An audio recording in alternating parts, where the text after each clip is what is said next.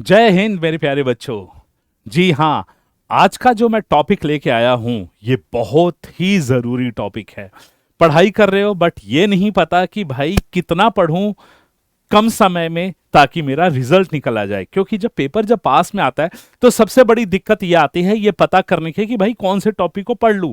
जैसे पेपर में 15 दिन बचा, 15 दिन में क्या पढ़ना है भाई, कौन से टॉपिक को पढ़ना है कि पास हो जाऊं। अगर ये जो चिंता है तो आज जो चिंता आपकी दूर होने वाली है, क्योंकि अनी सर लेके आए हैं स्पॉटिंग द एरर में 5 इंपॉर्टेंट टॉपिक्स। जी हाँ, बस ये 5 टॉपिक को कर लो आप पास हो जाओगे। और 5 टॉपिक ये करने में ज्यादा से ज्यादा आपको 2 दिन लगेगा, इससे ज्यादा नहीं लगने वाला।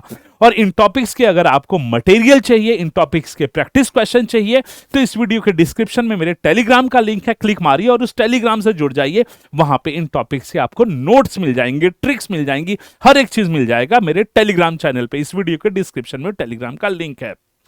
तो ये 5 टॉपिक जो हैं आपके इंग्लिश ग्रामर के, वो टॉपिक हैं जिससे सबसे ज्यादा क्वेश्चन आते हैं। जी हाँ प्यारे बच्चों, अगर आपने ये टॉपिक कर लिया तो आप जो मेरिट जो लिस्ट है, ठीक है, उसमें तो आपका नाम आ जाएगा। मीन जो बेंचमार्क है, जो आपका कट ऑफ लिस्ट है, आप उसको पार कर जाओगे बड़े आसानी से। ये 5 टॉपिक आपको बहुत बढ़िया तरीके से कर लेना है। नोट्स अनी सर प्रोवाइड कर रहे हैं, टेलीग्राम में आपको मिल जाएगा नोट्स।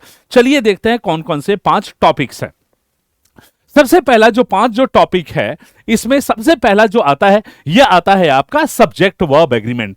सबसे पहला जो टॉपिक आता है वो आता है सब्जेक्ट वर्ब एग्रीमेंट। प्यारे बच्चों, सब्जेक्ट वर्ब एग्रीमेंट एक ऐसा टॉपिक है इंग्लिश ग्रामर का जिसके अंदर आपके नाउन और प्रोनाउन की आइडेंटिफिकेशन आ जाती है।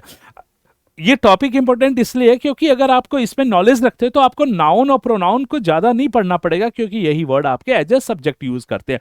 तो सब्जेक्ट वर्ब एग्रीमेंट के जो रूल्स हैं, कितने रूल्स हैं, 12 या 13 रूल्स हैं, इससे ज्यादा रूल्स नहीं है। और इंपॉर्टेंट रूल की बात बोलूं तो भाई 6 या 7 हैं, जो कि आपको टेलीग्राम लिंक पे मिल जाएगा। तो उन रूल्स को बढ़िया तरीके से कर लेना है, बढ़िया तरीके से समझ लेना है।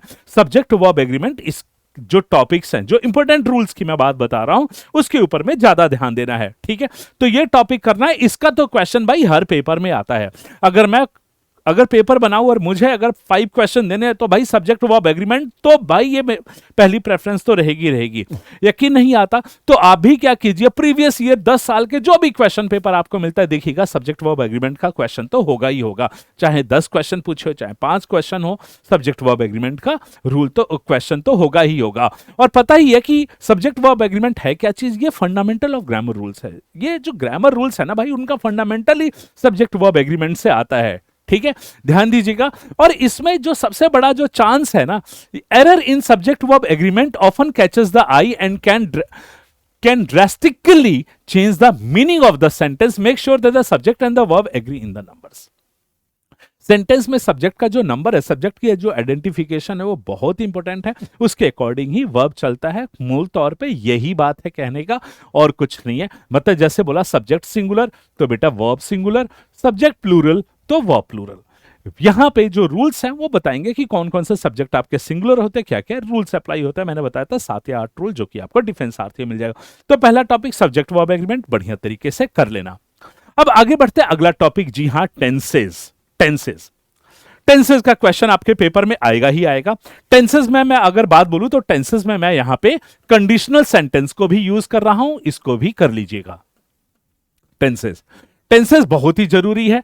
अगर टेंसेस अगर देखेंगे इस टॉपिक में तो आपको मिलेगा कि हर पेपर में टेंसेस के तो क्वेश्चन तो आए ही आए हैं। और टेंसेस में क्या क्या करना है मैं ये भी बता देता हूं। टेंसेस में सबसे ज्यादा पहले फोकस कीजिएगा परफेक्ट टेंस को। सबसे पहला फोकस कीजिएगा परफेक्ट टेंस को। प्रेजेंट परफेक्ट, पास्ट परफेक्ट, इसका रूल तो कीजिएगा ही। फिर दूसरा करना है perfect continuous tense, perfect continuous tense. Third आपको क्या करना है इसमें, परफेक्ट कंटिन्यूअस, फिर थर्ड करना है कंटिन्यूअस टेंस, और लास्ट में आप जाइए सिंपल टेंस, फोर्थ में सिंपल टेंस। मैंने याद है अपने डिफेंस सारथी चैनल पे, अगर यकीन नहीं आता आप टेंसेस की वीडियोस देख लीजिएगा, मात्र 12 रूल्स, 12 रूल्स है टेंसेस के अंदर में। अगर आपने ये कर लिया, टेंसेस में मास्टर बन जाओगे, कोई भी आपको टेंस में फेल करने वाला नहीं होगा। ठीक है, मात्र ये 12 रूल। डिफेंस सारथी में टेंसेस का वन शॉट वीडियो देख लीजिएगा, आपको वो बहुत हेल्प कर देगा टेंसेस में। तो सेकंड टॉपिक आपका है टेंसेस। पहला सब्जेक्ट वर्ब एग्रीमेंट, दूसरा टेंसेस। बेटा इनके क्वेश्चन तो मिलेंगे ही मिलेंगे। अब तीसरा जो टॉपिक है जिसको हम लोग मिस करते हैं, यह है प्रोनाउन के यूजेस। प्रोनाउन के यूजेस मतलब सब्जेक्ट वर्ब के अकॉर्डिंग प्रोनाउन के यूजेस क्या होंगे, इस टॉपिक के ऊपर में ध्यान कर लीजिएगा।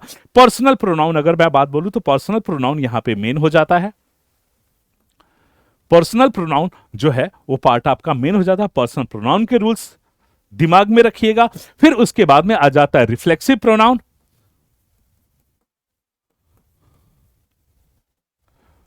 फिर आता है रिलेटिव प्रोनाउन,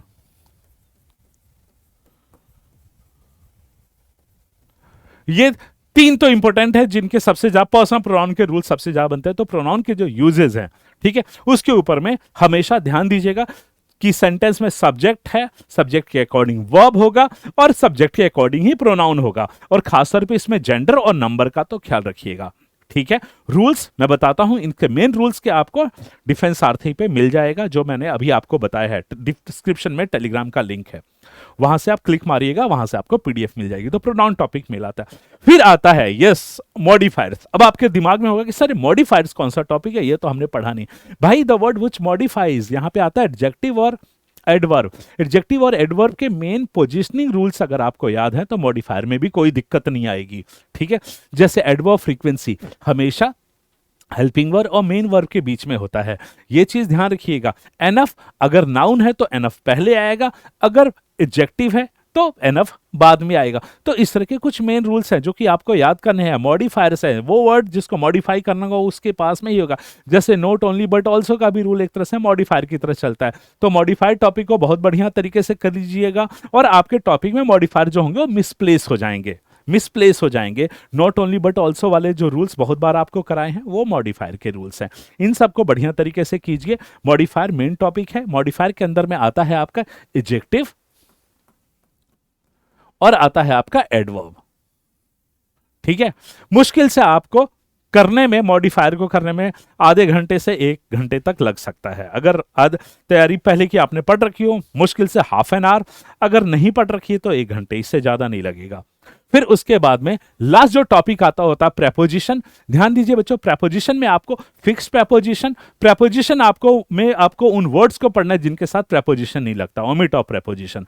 ये फिक्स प्रेपोजिशन और ओमिट ऑफ प्रेपोजिशन, ये दो वर्ड्स, अगर दो तरह की चीजें आपने कर ली, पूरा प्रेपोजिशन नहीं पढ़ना, ये दो तरह के प्रेपोजिशन अगर आपने कर लिए तो आपको कोई दिक्कत नहीं आएगी। तो समझ में आ गया, ये टॉप 5 टॉपिक्स हैं आपके स्पॉटिंग द एरर के। अगर आपने कर लिया तो बेटा पास हो जाओगे। ठीक है, 2 दिन लगेंगे ज्यादा से ज्यादा। बढ़िया तरीके से कीजिए।